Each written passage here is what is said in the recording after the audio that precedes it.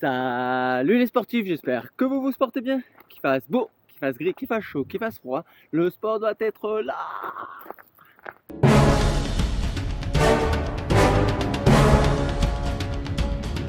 Aujourd'hui je vais vous parler d'équipement d'un gilet Revolutive chez Redline. J'ai pu le tester sur pas mal de formats, il est plutôt pratique et comme tous les gilets, il a ses avantages et ses inconvénients.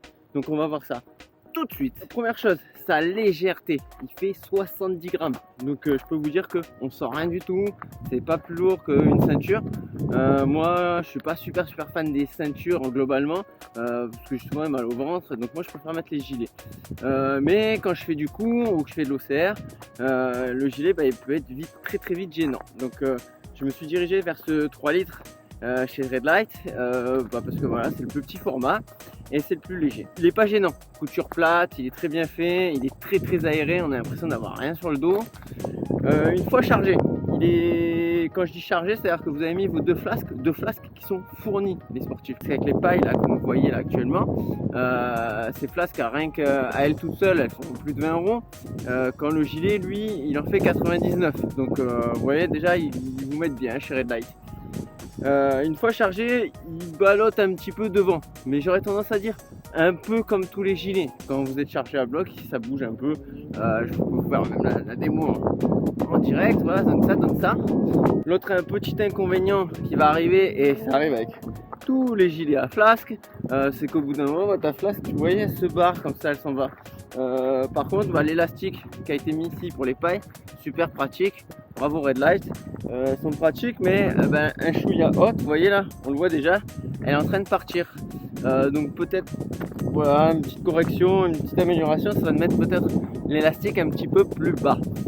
Ça c'est rien, et globalement je préfère l'avoir comme ça que de ne pas avoir d'élastique. J'ai tendance à les rajouter moi carrément sur les gilets. Les pailles sont pratiques. Et je peux boire directement, je peux donc m'hydrater facilement. Mais par contre le système on-off, donc là il est un peu embêtant. Moi perso je j'adhère pas à 200%. Il est pratique quand tu cavales pas, donc tu peux fermer ta flasque et du coup il n'y a pas d'eau qui s'en va. Mais par contre pour l'ouvrir, tu sais jamais trop si elle est ouverte, si elle est fermée.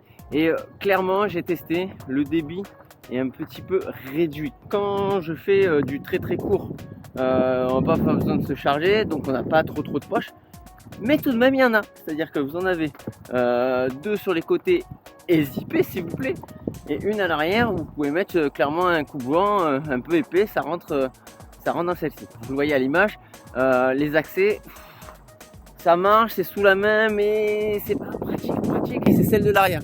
Moi perso, si j'aurais une amélioration à faire sur ce gilet, encore une fois, ça serait plutôt de rajouter peut-être une poche ici, pas forcément zippée, mais une poche en avant les flasques qui pourrait me permettre de mettre une paire de gants, quelque chose d'assez rapide, une barre, quelque chose où on n'a pas peur de perdre et qu'on pourrait mettre devant.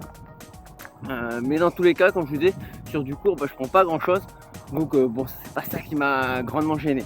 Sujet en athlée et en petite course nature, il fonctionne très bien parce que moi je cherche pas les flasques à fond, hein, on est sur du court, donc il fait très bien l'affaire, ça fonctionne très bien. Après sur du un peu plus long, là vous allez être bloqué par la contenance, hein, on est que sur du 3 litres, donc je pense que quand tu commences à te charger un petit peu, il te faut un petit peu plus de place, ça c'est juste de la logique. Et là je vous inviterai à regarder les différentes gammes. J'ai fait une petite vidéo sur le sujet ici sur le 12 litres, et là le 12 litres tu pars sur l'ultra. C'est pas le sujet du jour. Autre endroit où je l'ai testé, la course à obstacles. Ah là je vais en intéresser plus d'un. Oui, j'ai mis ce gilet sur la course à obstacles, et là je peux vous dire les sportifs, il est solide, il n'a pas bougé, il n'y a pas eu de problème.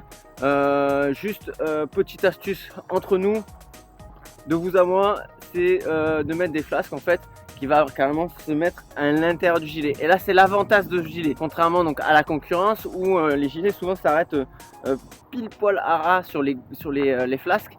Et ça, du coup, tu as ta flasque qui ballotte dans tous les sens. Là, c'est pas le cas, puisque là, comme vous pouvez le voir, elle est bien recouverte. Même quand il y a moins d'eau, vous voyez sur ma flasque droite, il y a moins d'eau et en fait, elle va être dans le gilet. Et du coup, en OCR, très pratique. Moi, ma flasque elle est dedans, j'ai besoin de voir, je la remonte un petit peu et je vais venir l'utiliser sans paille. Parce que la paille, elle va me gêner en course à obstacles. Donc voilà, petite astuce du jour, vous mettez des flasques sans paille et là vous vous sentez libre comme l'air. Et voilà ce qu'il en est pour la course à obstacles. Donc les sportifs, au niveau de ce gilet, je pense avoir fait le tour. Si vous avez des questions, si vous avez des interrogations, n'hésitez pas à mettre un commentaire. Vous en profitez pour vous abonner à ma chaîne si vous êtes nouveau et mettre un pouce bleu. Je vous dis amour, trail et saucisson, portez-vous bien et surtout machine.